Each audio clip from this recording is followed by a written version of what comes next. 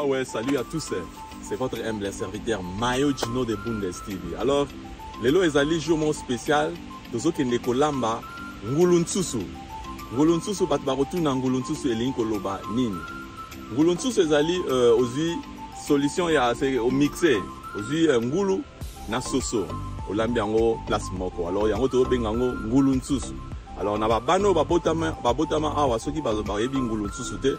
Alors, vous demandez vos parents, Tous les enfants qui sont nés ici, qui ne connaissent pas Ngulunsusu, alors, vous pouvez demander vos parents, alors ils vont vous expliquer. Todos os crianças nasceram aqui na Europa, não conhecem Ngulunsusu. Dès qu'ils perguntent à mãe, au pai, pergunta a tua pai ou tua mãe, ok? Alors, você vai saber. Guys, it's me again, Mayo Gino de Bundes TV, you know what I'm saying? We're back again. So, I'm gonna cook, chicken and pork today. So that's what we call in Lingala ngulunsusu. Ngulunsusu, if you don't speak Lingala, so you can ask your parents to ask them ngulunsusu was a mean. The parents, they will explain to you was a mean ngulunsusu. Alors, check this out, man. Ich wollte etwas sagen. Heute wir kochen ngulunsusu. Ngulunsusu, das ist afrikanische Essen. So, alle sind hier geboren und kennen ngulunsusu. Sie müssen oder sie können eure Eltern fragen, was bedeutet Ngulunsusu. Und dann Ngulunsusu, wunderbar. Le message à tout le monde. Aujourd'hui, on va aller préparer Ngulunsusu. Ngulunsusu, je sais qu'il y a beaucoup d'enfants qui sont nés ici, alors ils ne connaissent pas Ngulunsusu. Alors, ils vont vous montrer, ils vont vous expliquer comment on prépare et comment on fait le Ngulunsusu. Alors, suivez, on va suivre. À tout ça. Mbote Nabino, tozongi lisusu eza humble serviteur Mayo Gino de Bundes TV. Alors aujourd'hui tozo kende kolamba, lelo tozo kende kolamba ngulunsusu. Alors ngulunsusu ezali repas moko préféré ya ba africain. Alors eza kitoko mingi.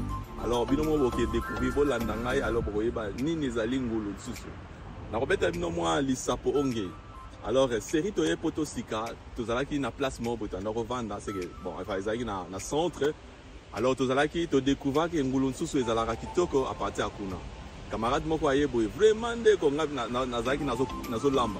Nazu siko na sangisi nazu ngulu nazu nini babenga nini nazu soso na sangisi yango mbala moko place moko ndeko ayembala moko bandiko seka kwa nabi mais nini susu ngala zo lamba biloko na ngaki kitoko boy ezo pesa sura kitoko mais ozo seka pona ni ayipsinga ke non oyebi loko sali ezali ngulunsusu so banda wana nde na yebaka kombo ya ngulunsusu alors yango pe lelo nabi ke non ça fait longtemps fona lamba siko ngulunsusu alors sire ngulunsusu nazo kalinga soso boye amoni ke c'est style nango soto ke botala ndenge nini pona kolongola ngo so conseil gratuit na opesa bino mibali soki ozolamba kozala na nzala te oyebi secret zani soki ozala nzala okosisa biloko nyonso na nzungu alors bosala attention mibali nyonso ya monde oyo balambaka soki ozolamba kozala na nzala te il faut osala attention tia mwa koto oyo mwa déjeuner petit déjeuner koto ozolamba soki omeki kaka kolamba ke ozala nzala okosisa biloko nyonso na nzungu ntango sikoyo soki mare aye akofashe bao baza ba mare sikoyo balamba wala mare afashe mais soki mare aza na ye te alors ole na yo mwa petit déjeuner alors soki omoni ke non omesana na yo kolia te alors c'est pas un problème nde conseil gratuit pour ozala nzala okosisa biloko nyonso na nzungu merci en bon entendeur salut alors olamba te siko bomona ndenge azolamba oni nde natokisi soso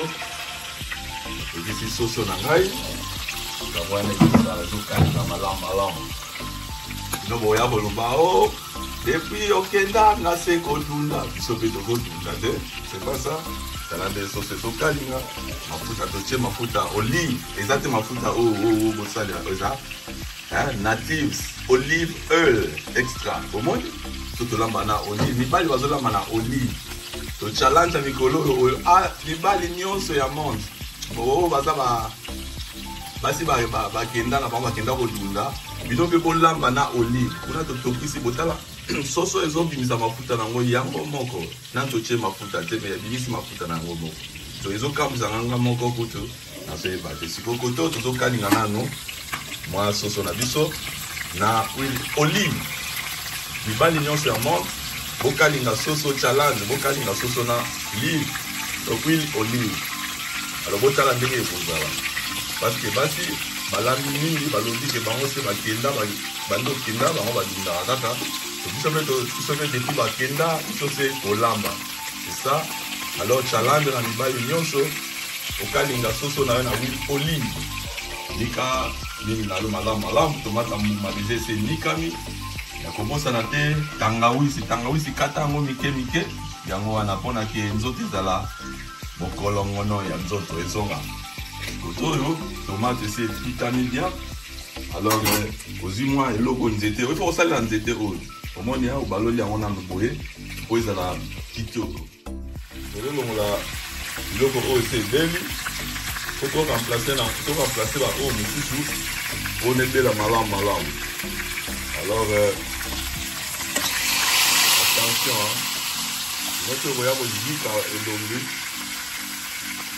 comme que oh tata moi si oh maman moi si j'aime pas ça là qui bon.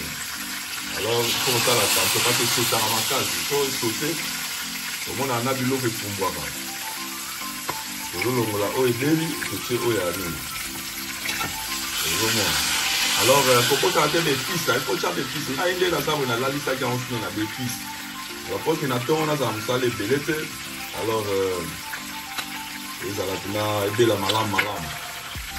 Ok?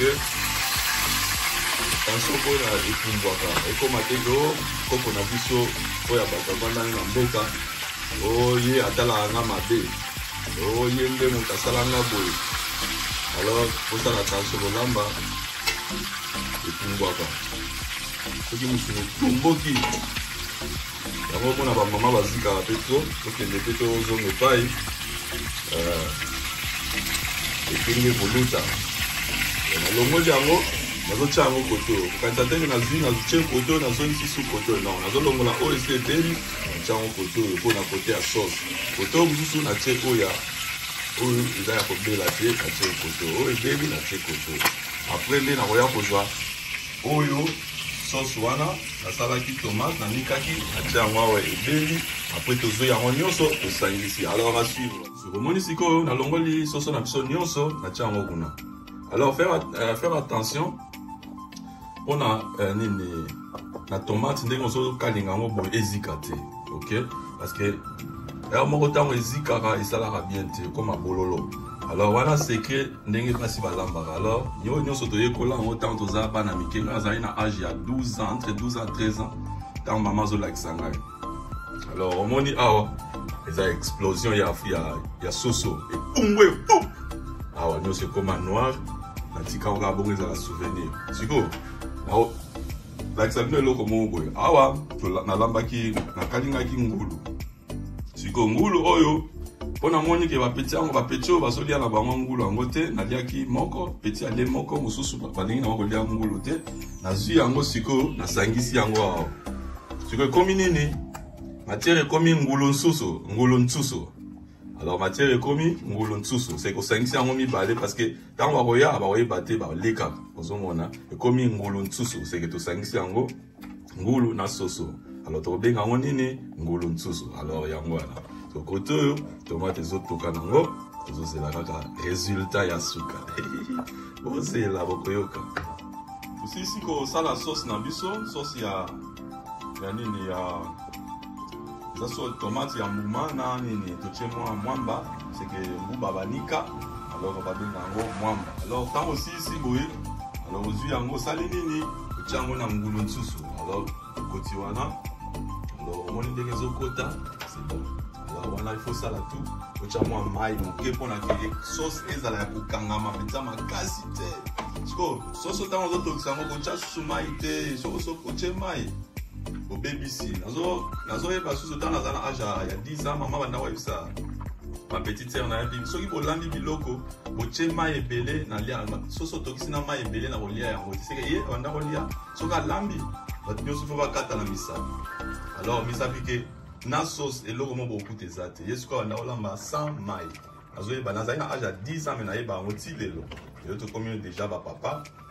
Tu as dit que maman est salanga bon. Si quoi yango sco va petit nangape bango siko babandaki kolamba na âge ya 10 ans nalakisi bango ale tya boye kende boye sala boye alors bango nyonso balambaka na bango soki aye akuti papa aza te alors basali nini batie nini na moto alambi akolamba na ndenge te azika te mais akosala peut-être déjeuner na ye bien akosala mpe nini spaghetti na ye kitoko mais fufu nde te parce que fufu eza badevoir ebele yango ozomona topekisaka bango mpo ke bazika te mpo mosusu nayebi ke na age ya 5 ya 2 ans alingaki asala te na ye moko ma esopelanaki ye na likolo alors azokaka parce que ye moko alingaki akende korampe mpona asala ti alors esalaki bien te mais ngai nalakisi bango na age nini ya 10 ans alors babandaki kolamba badéjeuner na bango na 7 ans pardon 10 ans te mais 7 ans alors bandaki kolamba badéjeuner na bango bamaki na bango alors ainsi de suite omoni sauce ndenge ekangami kitoko